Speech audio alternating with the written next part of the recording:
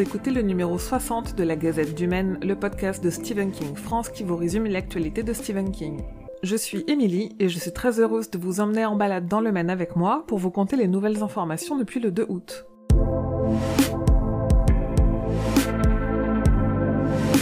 L'information a été difficile à manquer si vous écoutez assidûment cette gazette ou suivez l'actualité de King sur les réseaux de Stephen King France, mais le 3 août dernier a été publié en anglais le nouveau roman de Stephen intitulé Billy Summers. Il a fait sa micro-tournée habituelle et comme d'habitude aussi, je vous ai tout traduit sur le site. On apprend notamment la genèse et les messages de ce nouveau roman, mais aussi qu'il va bientôt écrire un nouveau roman qui aura un lien étroit avec la pandémie de Covid-19.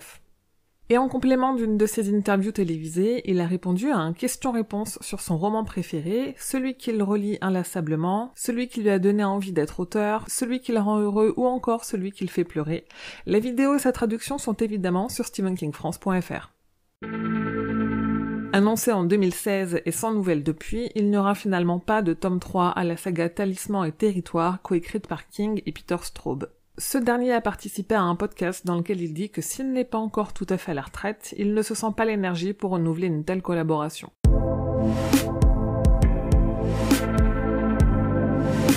Dans son podcast Post-Mortem, lors d'une foire aux questions, le scénariste et réalisateur Mick Garris a confié qu'il avait à une époque un script pour un film de 4 heures adapté de Talisman de King et Peter Straub.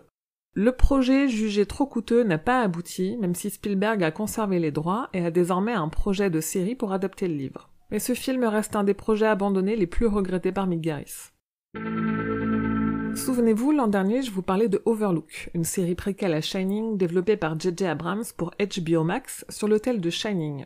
On a appris que Warner, donc HBO Max, a lâché le projet car il ne leur convenait pas, mais il semble qu'il soit déjà en cours de reprise par une autre société.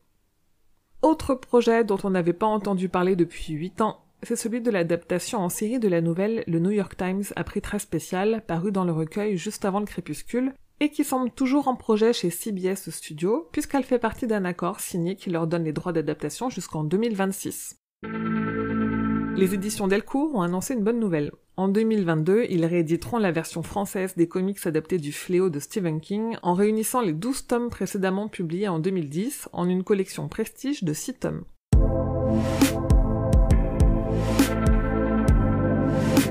Pas de répit pour la team du Roi Stephen cet été, puisqu'un nouvel épisode vient de sortir. Et en ce mois d'août, on vous parle de la nouvelle Celui qui garde le verre, en compagnie de David du podcast Les Yeux Clos.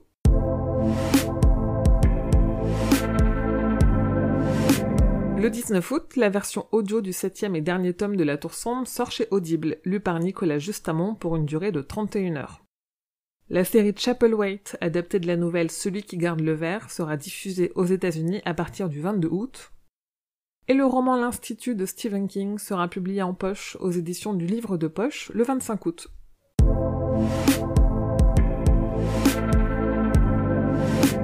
Et voilà, c'est tout pour la Gazette numéro 60. Merci pour votre écoute de cette rapide Gazette estivale. Je vous retrouve au mois de septembre pour un nouveau numéro après mes vacances.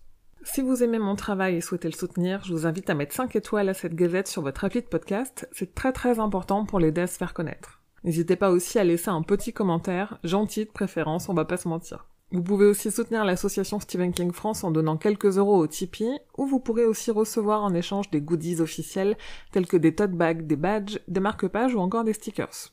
Sinon, venez discuter avec moi et les autres fans sur le serveur Discord de Stephen King France ou le groupe Facebook La Communauté des fans de Stephen King. Rendez-vous sur Twitter, Instagram et la page Facebook pour suivre tous les jours l'actu de King, et évidemment sur le site stephenkingfrance.fr dans l'article de cette Gazette numéro 60 pour avoir tous les détails sur toutes les infos dont je viens de vous parler. La Gazette du Maine est un podcast du label Podcut. Rendez-vous sur podcut.studio pour découvrir ce que font tous les autres podcasts. Je vous dis merci et à bientôt, fidèles auditeurs et auditrices, que vos journées soient longues et vos nuits plaisantes.